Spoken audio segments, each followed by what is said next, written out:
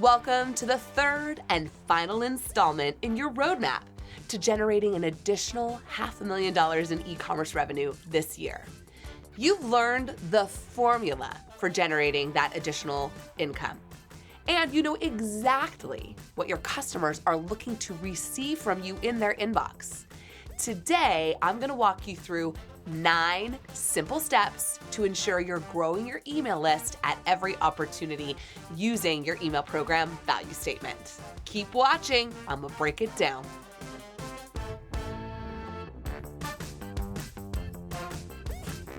Welcome to the Email Mapens YouTube channel, the place for winery owners and marketing pros who want to learn to sell more wine online by sending better email campaigns.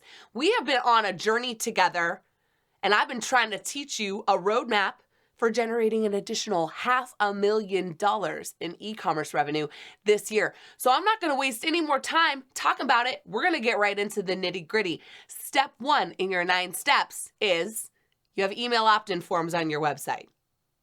This is pretty straightforward. If people go to your website and they don't buy wine from you, what's the next thing you want them to do? Okay, I know you're probably saying like, come book a tasting. Sign up for my wine club. Make sure they can give you their email address. You spent all this time building this gorgeous website. If people visit it and they don't find what they're looking for, at least get permission to bring them back later. If we can't find that email form on your website, So step 1, I want you to just go to your website right now and then like pick up a stopwatch, start checking to see how long it takes you to find an email opt-in form for your winery. I'll wait. If you haven't found it yet, you're in big trouble. I want your email forms to be visible within 5 seconds of somebody getting to your website. If it's clearly marked in the header, if it's buried down at the bottom of your website, like in the junk drawer, make a bar on your homepage for people to opt in for email. Make it a part of your website navigation for people to sign up for your email campaigns. Like, don't bury the opportunity. If they can't find it within 5 seconds, you got some changes to make, okay? Now, this next one could solve the last one for you if you employ it. And a lot of people, this one's a controversial topic, so you may not want to employ it, but I'm going to talk about it anyway. Have a pop-up on your website or a slide out for emails to be captured.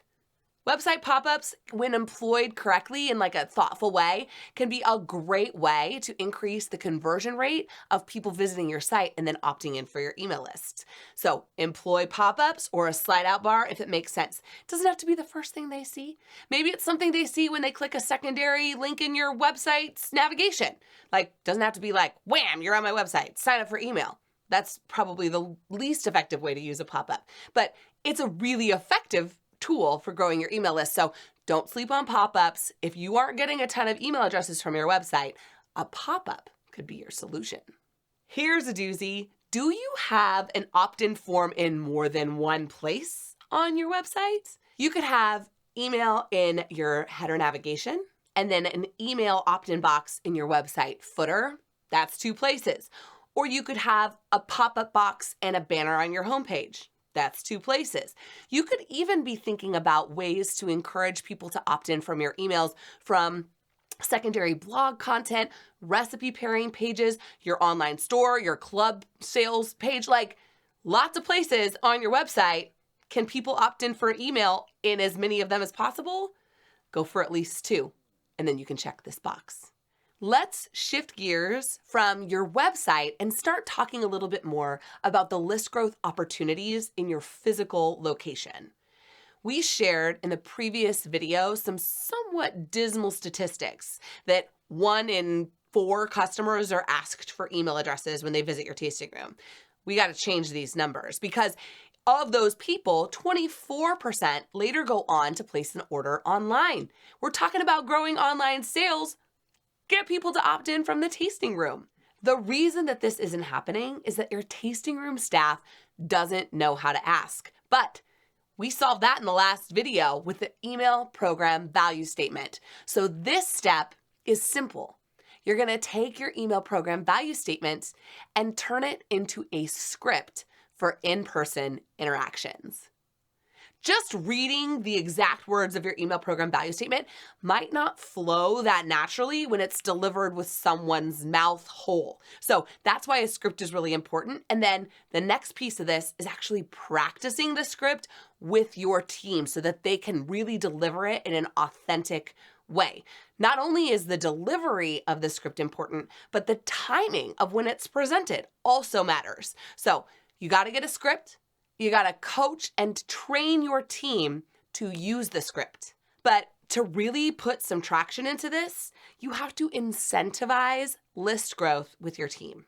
This could look like a monetary incentive. We already know that an email address can be worth as much as $88.40 over the year. So maybe you give your team member a cut of that potential revenue. Or maybe you don't want to incentivize it at the individual level and you want to take it to the team. You could set growth targets for your tasting room staff as a part of their quarterly incentive package. And then if you double your email list growth, give them a pizza party or wine bucks. I don't know how you incentivize your team, but make it mean something to them. If they have the script, they're coached on how to use it. Don't just penalize them for not using it. Give them a reward for achieving those list growth targets that you know mean so much to the bottom line for your winery. Now here is where we're going to take things off-site. If your winery is at Taste Washington or Experience Leelanau or some other Vail highfalutin wine trade show, an event where your wine brand is exposed to new customers or potential customers, you have got to get those email addresses. Okay, like a lot of people go to those events and they fall in love with you. They may have taken your collateral, your, 2-for-1 tasting punch card or your brochure and then lost it in their luggage later.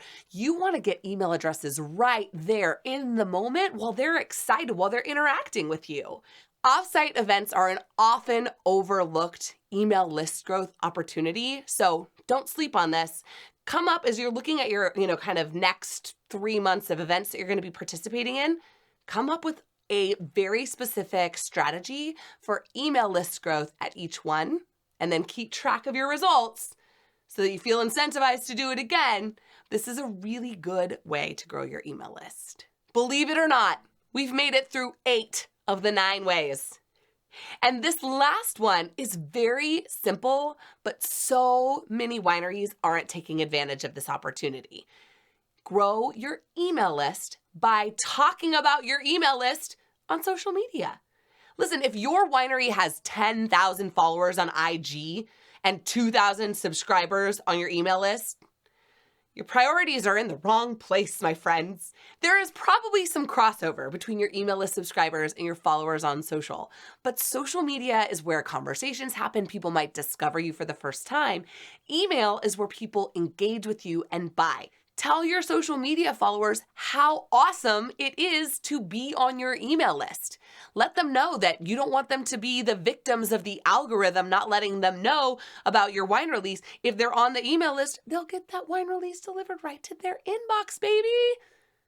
Talk about the value of your email program on social media at least once every 4 or 5 times you post, and you will start to see those email list subscriber numbers ticking up. And there you have it. You know the importance of email list growth because you watched part 1 in this series. You know exactly how to ask for email addresses so that it's irresistible to opt in because you watched part 2 of this series. And today you were given 9 simple steps to grow your email list at every opportunity using your email program value statement. You've got the roadmap to an additional $500,000 in e-commerce revenue. Now, you've got to use the map. Don't just be driving without your GPS, waiting for Siri to tell you to turn left. I've given you the map. It's your job to use it. If you would like an action tracker to help you actually put into practice what you've learned in this series, you got to be an email party person. Only my email party people, subscribers to my email list, get step-by-step instructions, tutorials, and checklists to help them not just watch the YouTube channel, but do the YouTube channel. Oh yeah, you know I couldn't do a 3-part series on email list growth and not remind you to get on my email list, am I right? We believe that every winery can generate more e-commerce revenue by sending effective email campaigns. And now you have a roadmap to do just that. So go put into practice what you've learned. And until next time, keep pressing send on your next best email. You've learned the formula for what? You've learned, I'm on fire. Here we go, next one.